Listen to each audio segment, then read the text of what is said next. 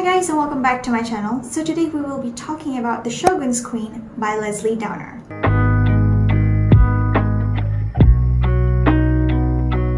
Booktube Malaysia announced the theme for this month, Konten Bertema, which is titik perubahan or point of change, point of transformation. Either way, you get what I mean. So I select this book for this month challenge. I actually have the book, so what is the story about? The novel tells the story of Atsu and her journey in becoming the Midai, i.e. the Shogun's Queen. And she started off as this normal girl who is from a lower lord family that was adopted by the Prince of Satsuma, her uncle who just happens to have no surviving heir. From then on, she started to become this important part in a political conspiracy that ended up becoming a very important piece in the chess of court drama. Now, the story itself is very straightforward. We follow Atsu's journey and no one else's, and since I just finished Shelley Parker Chan's multiple perspective, I kind of appreciated that because I think I need a little bit of time off after all that heaviness. The writing is also quite good, I must say.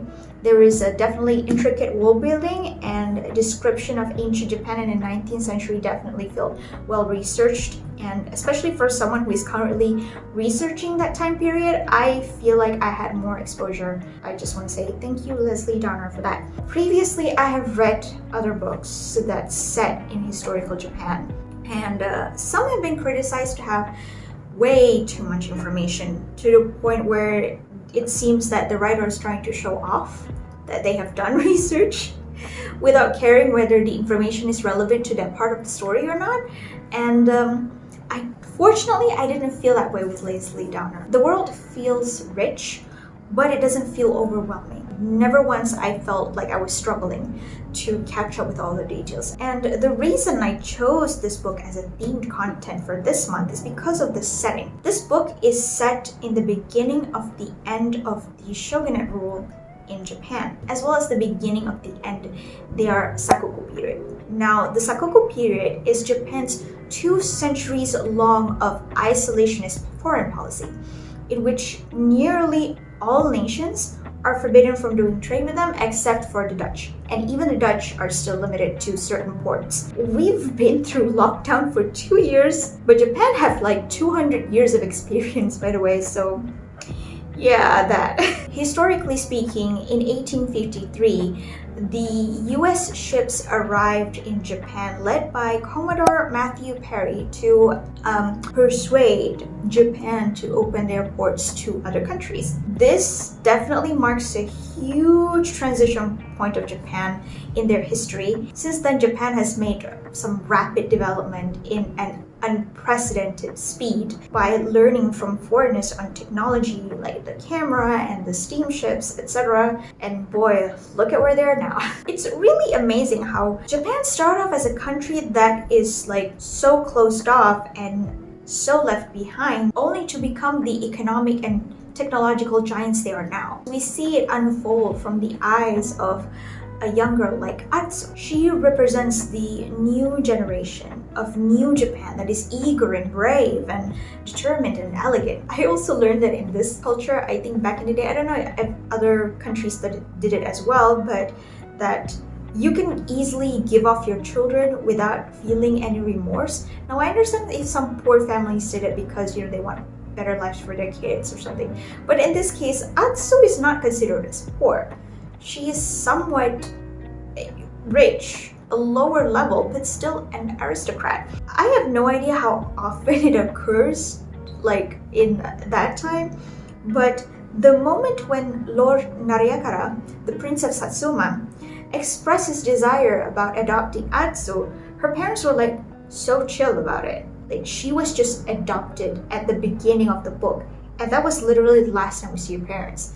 And that her parents just doesn't seem to care about her. Well, since we follow her perspective, she really does miss her family. You know, she's come from a lord family. Her father has concubines and stuff. Letting one go wouldn't really be a total loss. Losing a daughter doesn't feel like much of a loss anyway. So I think Lord Nariakara in a way did value her as a daughter, but I still think that he sees her more as a pawn than a daughter. Otherwise, you wouldn't be easily give someone you love away to another family. Not that I think he doesn't love her, I just think he's the kind of person who focuses on the bigger picture than emotions. Her rise to become the Midai really kicks in when he gave her to this other family, more powerful than him, and then that family gave her away to the Shogun. This happens because they need her status to be elevated high enough to be worthy of becoming the Shogun's queen. They see Atsu's potential in her beauty and her intelligence, and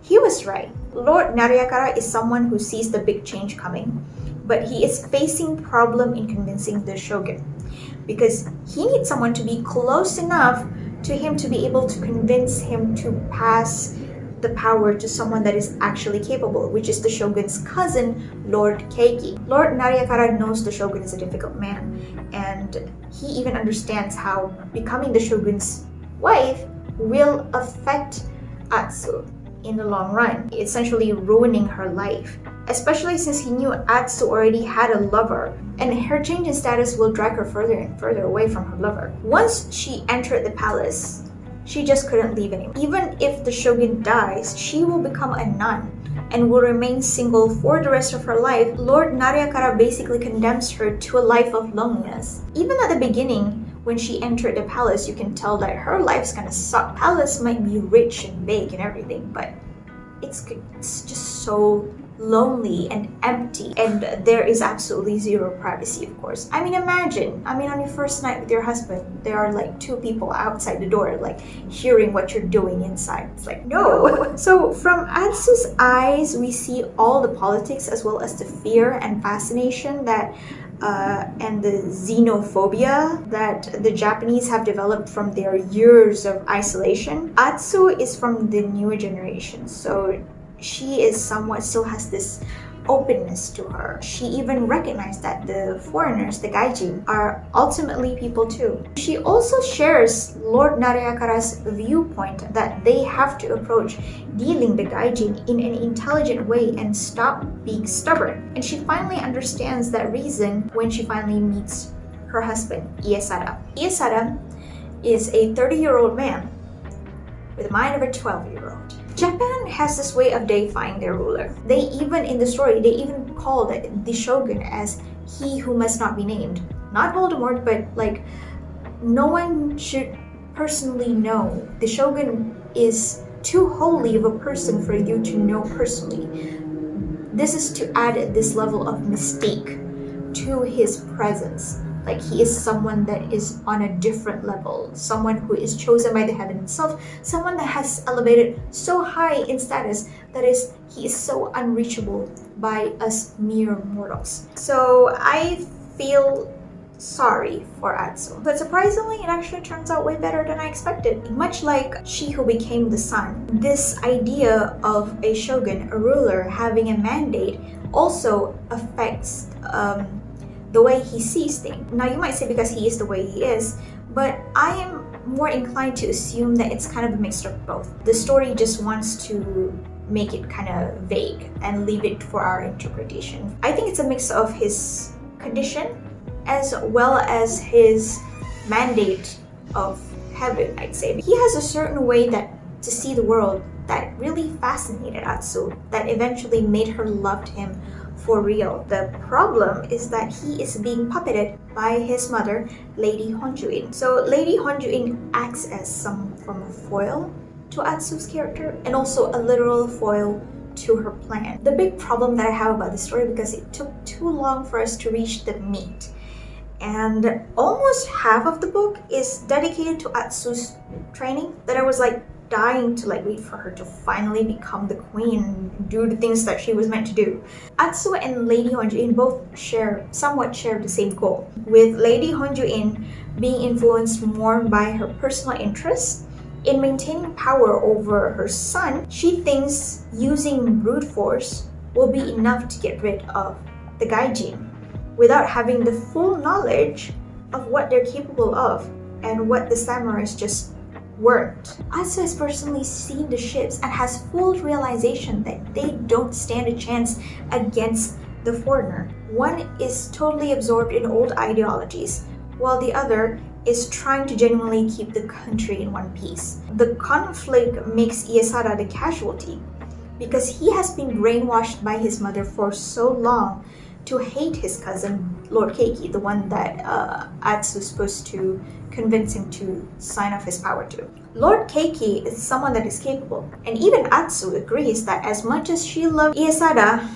he is definitely not a capable ruler. Now, in essence, both of them are actually hurting him. Lady Hanjuin is endangering the country and infantilizing her own son, while Atsu is desperately trying to do the right thing, but is also hurting Iesada in the process because he is too far gone from all the brainwashing. The man is already paranoid of everything, and it just further alienates him. Now, there are some supernatural elements in the story, alright, with Iesada that really adds the richness to the world. Iesada as a shogun, despite his weakness, there are moments where he is lucid and where he is strong and where he is the man that he's supposed to be. He also someone who sees things that other people don't. Now, I love this level of characterization to add a layer of legitimacy to the throne, as well as the use of saying that people like him are special. Iesada as a shogun is somewhat clairvoyant. There's this supernatural quality to him where he is haunted by spirits, and it's as if he can see them. Now, you might say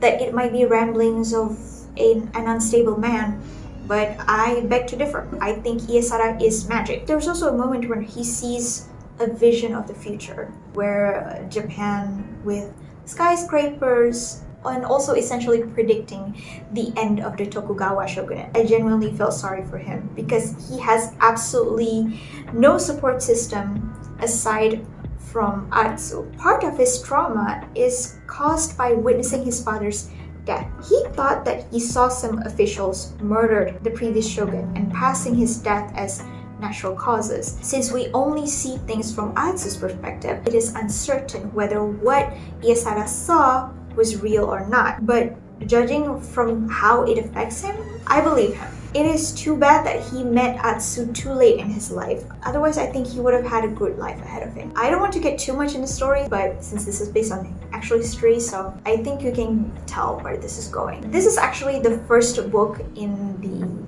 series, if I'm not mistaken. I don't know how many books in total, but I am really excited to check it out. And to conclude, I enjoyed this book. It was a slow burn. It takes time, but it has a good amount of world building that engages you. Atsu's feelings and inner conflict really felt understandable, and I really like following her. That is my take on this month's Konten Bertema. Thank you guys so much for watching, and I'll see you guys in the next one. Bye!